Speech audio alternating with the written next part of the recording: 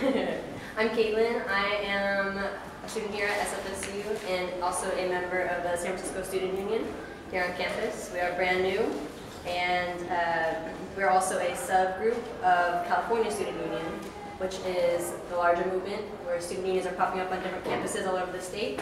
So when something happens, like tuition increases, or they try to decredit a school, we can fight it and hopefully prevent it statewide and by mobilizing statewide. And there's certain reasons why we, as a student union, we're also made up of CCSF students, community college, and SFSU students. And the reason why we are interested in student union is to have a place where all groups on campus, whether you are any group on campus, any org, any teacher, any worker on campus, can come to organize and to conversate about things that are happening on our campuses, and to provide things that basically the university won't, and to have a bigger voice on campus decisions, administrative decisions, and to come together. We're very lucky to have such a diverse campus, both in San Francisco, all of our schools here, and want to take advantage of that and come together for things that happen. So, yeah. And without further ado, I'd like to announce Pablo, Melissa, and Gabrielle. We're talking to you about some exciting stuff, so hope you guys enjoy.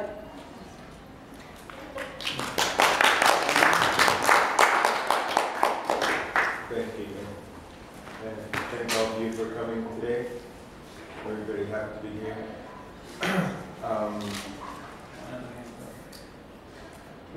Maybe you've heard about what's going on in Chile with the student movement. Maybe you read or saw pictures about the mass mobilizations in 2011, hundreds of thousands of people in the streets. Not just students, but also teachers, workers, and different communities. And we've also seen workers striking, wildcat strikes, massive wildcat strikes.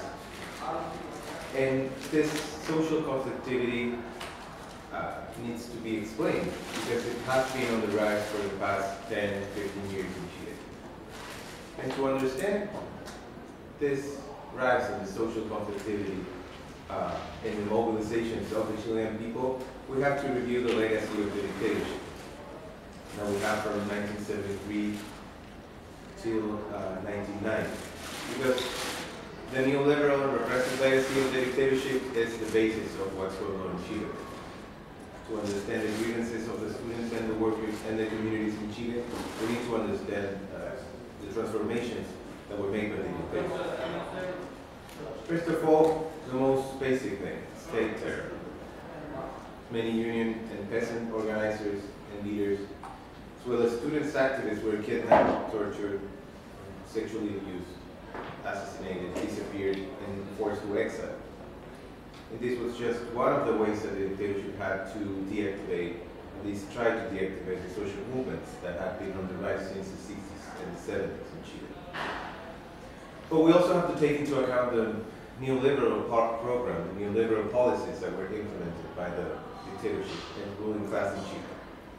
Not just to, not just to confront and demobilize a very militant working class, but also to confront the international crisis of the 70s and the 80s. Because it's important to understand that the character of neoliberalism, which is not an evil plan of the United States to impose capitalism everywhere, because capitalism has its own logic, it doesn't depend on individuals or a group of individuals, but it's more, neoliberalism is just one of the ways that capitalism has to adapt to new circumstances. But of course, Chilean right wing and the military had little help from the friends of the U.S. Department of State, you know. So three important transformations during the dictatorship in the economy are the privatization of public services, water, electricity, public funded housing, education, the pensions funds. They were all privatized and fell in the hands of corporations that were oriented, of course, by profit and not the satisfaction of popular needs.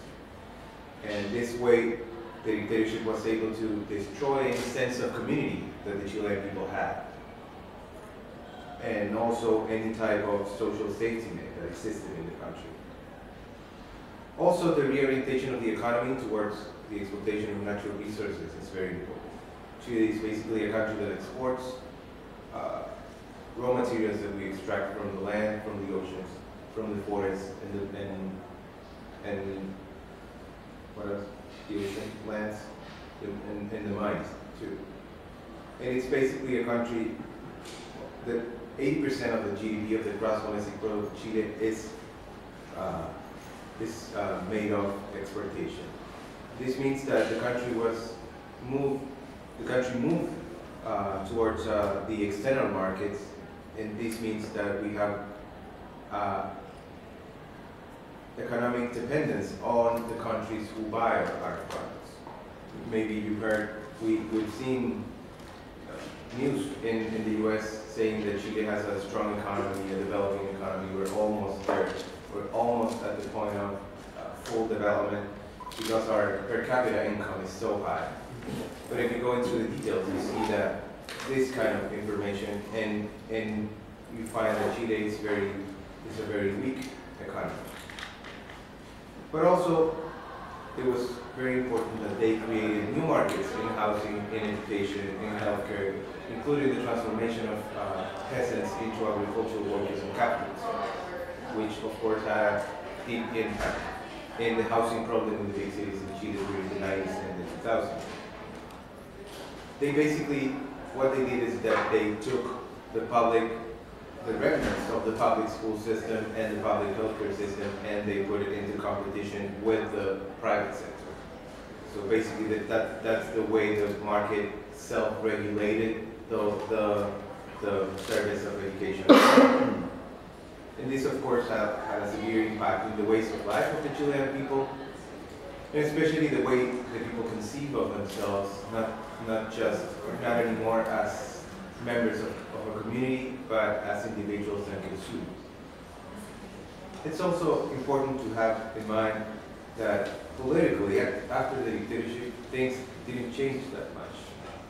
In 1988, Pinochet is voted out of office through a national referendum after almost a decade of popular unrest and mass mobilization, and even an attempt of assassination against Pinochet in 1986, which was sadly unsuccessful. But this referendum opened the period that we know as the transition to democracy, which is something that happened also in Argentina after the dictatorship, and Spain. We have similar process of transition there. This process was led by the Coalition of Parties for Democracy, which included political parties, traditional political parties such as the Socialist Party, the Christian Democrats, and other parties that were active in the left during the 80s, allowing basically a peaceful transition to democracy, which we also know as the transaction to democracy because of the actual negotiation that these parties engaged with the military to do this peaceful transition. But they kept the fundamental elements of the dictatorship, especially the economy. They basically deepened the neoliberal program. They didn't change it at all, and they were even involved in the market of education, for instance. Very, very important members of these parties were owners of schools and universities and all that. So we can say that basically this transition to democracy is the management of the neoliberal counter-revolution of the 70s in Chile. One of the most important impact of these transformations in Chilean society is the deactivation and dismemberment of the social movement that had been active with a socialist perspective in the 60s and the 70s, and that later organized to resist the dictatorship in the 80s. Many organizations were made illegal, including student federations and unions, and all of this resulted in the fragmentation of civil society, the weakness of the popular movement in Chile, and a general apathy regarding broad political issues in the 90s. A couple of statistics that I think are interesting to understand Chile right now. The debt situation. We is something that students here should relate to also, because I know you have a huge problem with that. The average debt in Chile for a family is 7.5 times the minimum wage, which is a lot. I mean, you earn minimum wage and you already owe 7.5 debt. Also, inequality in Chile is impressive. It's one of the most unequal countries in our region, Latin America, but also in the world. And for instance, the share of the pie that is earned by the richest 1% in Chile is larger than the share of the pie that is earned by the richest 1% in countries such as the US or the UK, which means that our rich people are richer than your rich people, which is something to be proud of course. So it's in this context of deep transformation of the economy, and thus in a way, the destruction of the sense of community, but also the state of repression and fear in the communities, in the neighborhoods, in the workers and the students. And also in the context of I would say, decomposition of the traditional parties and the influence of their electoral politics, is in this context that the new social movements start to rise again in Chile, in the 90s. And one of the most dynamic and advanced elements of that social movement in Chile, the 90s, is the student movement. That's the cue for your paper.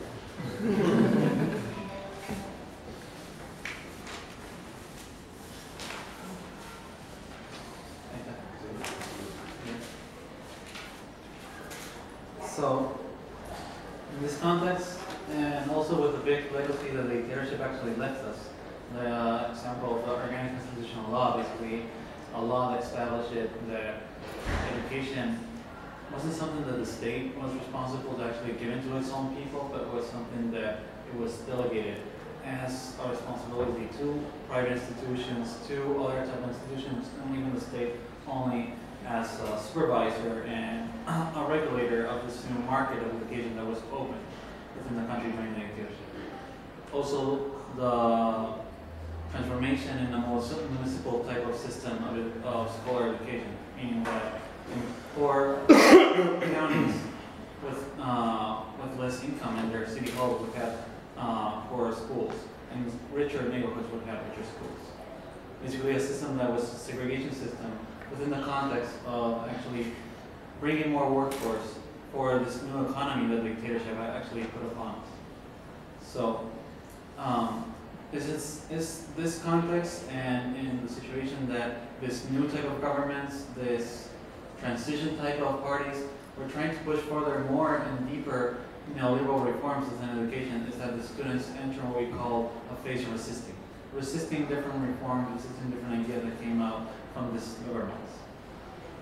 One very important process of this is what's happened in 2001. We see there that there was a very different type of mobilization of the students that they have in comparison with other years. Other years, basically, students were used as an electoral basis for traditional parties, or the Socialist Party, or the Christian Democrats Party. But in 2001, there was a more based type organizing where you actually saw people and students actually mobilizing through direct action, through ideas like direct democracy, and actually having a movement that was very independent of the traditional parties. Another thing that happened some years later, and after that experience, that have been these assemblies occurring on all the different schools, at least in Santiago and in some of the major cities. In 2006, you see a new movement that is actually trying to hit the pillars that actually established this whole neoliberal system within education. To attack, for example, and the main demand was the idea of derogating the organic constitutional law of education, the law that the dictatorship has left us at that moment within education. So this was a very important moment because it actually was the first mass movement of the students after the presidential speech in the 20th of May of that year, and where the president doesn't talk nothing about education. You see 2 weeks later, all the different schools of Chile were occupied by the students. All the different students had their own assemblies within their schools, and every one of them were mobilized for the idea of derogating this organic constitutional law. So this was a very important process where students actually got together to have a mass organization, to have a mass movement actually going for their demands and their ideas. But still, you can see that they were within what we call this phase of resistance. It wasn't until 2011, with the new movement, not only of what we call secondary students or high school students, mid school and elementary, but also of university students coming together in a new movement that had the slogan and the idea of no more profit with education. Basically, the understanding that education was what we call right now a social right. And the idea that a social right is something that not only needs to be guaranteed for everyone, but also needs to be administrated and created by the people themselves. That's our conception, and that was the conception that started in 2011 about education. That was the conception that students used to push forward the idea that they actually need to have not only a resisting of different reforms that were coming from the governments, but also a proposal, an idea that couldn't be absorbed by the conception that at the moment the governments had about education. That it was something that you could buy, something that you could sell, something that was a market. The conception of social right actually comes to erupt that in a more offensive type of strategy, understanding that the importance was actually to have a proposal. So it is this moment and where you actually see a great unification of different student struggles, and you see that actually you can see the whole transformation that the poll had. Like 80% of the population within the poll supported the idea of having free education. You could see 1 million people out of the streets of the country, in a country that only has 17 million people. You could see a mass organization all coming together and having different ideas of what should be the idea. And you actually had a very base organized, where the assemblies are the ones that have the main power to actually decide which way the student movement should actually go. But still, in that year, 2011, we still had a problem. And that problem was that we were students. And as being students, we don't have any impact on the economy when we are occupying our buildings, when we're doing our strikes. And we understand that the only way to have the leverage to actually force the government to negotiate with us and actually win our demands would be through unifying with the workers. The ones that actually have the economic power to detain the whole economy for their affecting really the interests of the ruling class and of capital in the state. That was understanding. But sadly, because of the unwillingness, because of the burnout that we needed, being 6, 8, and 9 months occupying our schools, doing different marches, doing different strikes, the movement couldn't actually fulfill the idea to actually unite with the workers. But still, there was a lot of lessons of how we needed to do things. First, this whole lessons that started from 2001 that we needed to have internal democracy within our movement. Then 2006, this idea that we actually needed to have a mass movement. And in the other years, also the idea that come upon in this year was the idea that we needed to unify with the workers, the one that actually could give us the leverage to actually win our demands. So it was in that process, in the process that, for example, from 2001 to 2011, the student movement is rising, the student movement is growing, that our movement, the Libertarian Student Front, or el Frente de Estudiantes Libertarios, Libertarians meaning something very different from the US, basically meaning anarchists.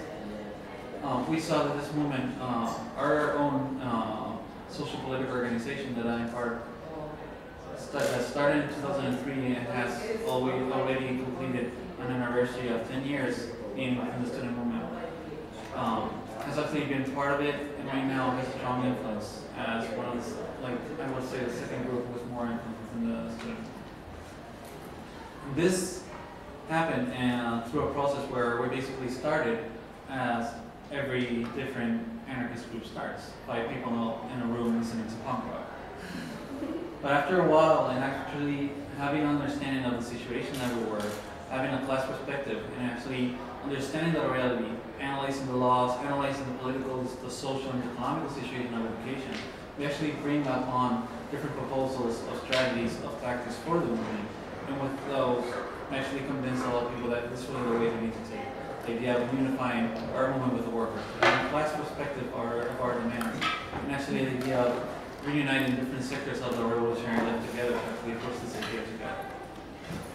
So is within this context, and with the recent student elections, where right now the head of the movement is needed by anarchists at this moment, and also that the confirmation of different strategies and different ideas that come within the movement. We can see right now that our organization that started very small right now has 500 militants on a national scale and has 150 in Santiago, the main city of Chile. Some of the perspectives that we're trying to push further are the idea of, for example, actually building what we call a popular project of education. A project of education that could confront the neoliberal project of education and can replace it. A project that could actually bring together students, but not only students, understanding that the problem of education is not only of the students. The problem of education is of the workers, it's of the communities, it's of the whole society. And if we want to push further an education that could actually help the working class and be for the working class, we need to bring all those different sectors together. We need to have workers, we need to have students, and we need to have communities all discussing what type of education we actually need. So that confirmation of popular project education is one of our main ideas that we're trying to propose to the movement. Another very important perspective that we have right now is the idea of what we call multi-sectorality. The idea that these transversal demands, as education, this could be building a new pension system that was also totally privatized during the dictatorship, a new healthcare system that was totally privatized by the dictatorship.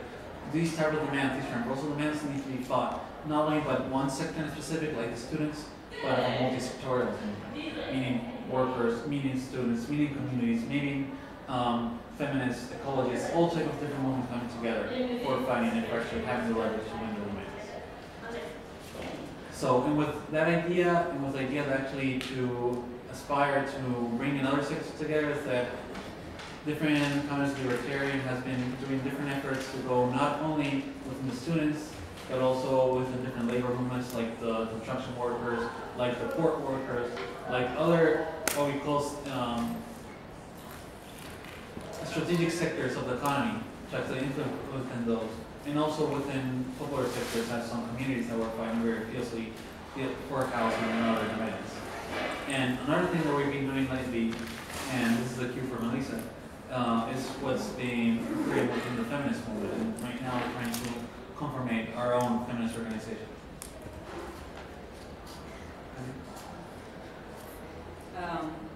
So I'm Melissa. I'm part of an anarcho-feminist organization in Santiago, Chile. I'm going to talk a little bit about what we're doing as an organization, but first I wanted to explain a little bit like the background in Chile about gender issues. So as you saw, as you heard what Pablo and Gabriel said, Chilean society is fundamentally capitalist and neoliberal, but also fundamentally patriarchal.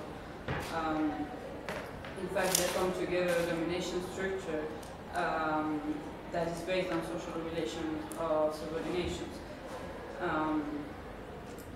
We can see that in general, gender issues are inserted in all interpersonal relationships, and it's present in every sphere of daily life. Whether the public or private sphere, for example, we can see it at home, within the couple, the family, but also in the workplace, in the institutions like the educational healthcare system.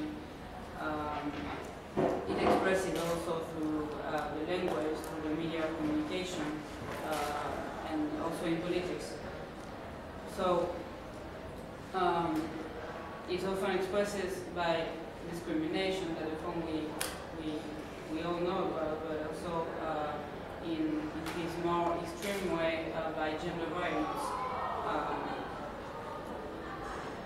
For example, in this more extreme way of gender violence, there will be the femicide, what we understand femicide by a murder of a woman due to domestic violence. In Chile, 60 femicides occur per year. Also, in 2008, a survey revealed that 36% of the women in a relationship between between 18 years old and 65 years old had suffered violence from their partner, whether psychological, physical, or sexual violence. Also in Latin America, 1 of 4 women have been raped in their childhood. That's terrible statistics. So that kind of matter we have in Latin America, I guess, maybe quite the same thing here in all the world. Also, another huge problem we have a huge rate in Chile of child pregnancy. We can see young girls from 11, 12, 13 years old being pregnant because of the lack of access to the contraception means. And also abortion in Chile still remains illegal. However, it has not always been illegal in all its form because in 1932 theoretical abortion was legal. That means in the case of a risk for the mother's life, for the mother's health, abortion could be practiced. And during the dictatorship, that law changed and they just put it illegal in all its form. That means that now if a woman or a girl need to do an abortion or she tried to do it clandestinely at her own risk, at the risk of her own life, she goes to prison. And she can have till 5 years of prison for that. So, as you see in Chile, that's a complicated situation, and the fact of having for the second time women presidents, unfortunately doesn't mean that patriarchy is over at all. Doesn't mean that we have suddenly gender equality. As here you have a black president, doesn't mean that racism is over. So, also I want to point out the fact that women aren't the only victim of gender violence, because it's also perpetrated against men, against gays, lesbians, transgender, transsexuals, and all those who are imposed the standard of behavior based on a gender normative. So it's not like a matter of being men or women, but most of all a matter of social roles that are imposed by the gender. As we can see, sometimes women being more machist than some men. That's something that happened often in Chile. So when I talk about feminism, it's important to explain that because there is a lot of different understanding of feminism, different social movement, but we understand feminism basically as gender equality, as the emancipation of the people who are oppressed by the gender or sex condition in general. So that doesn't mean that it's the contrary of machismo, or that doesn't mean that we want women to dominate men or something like that.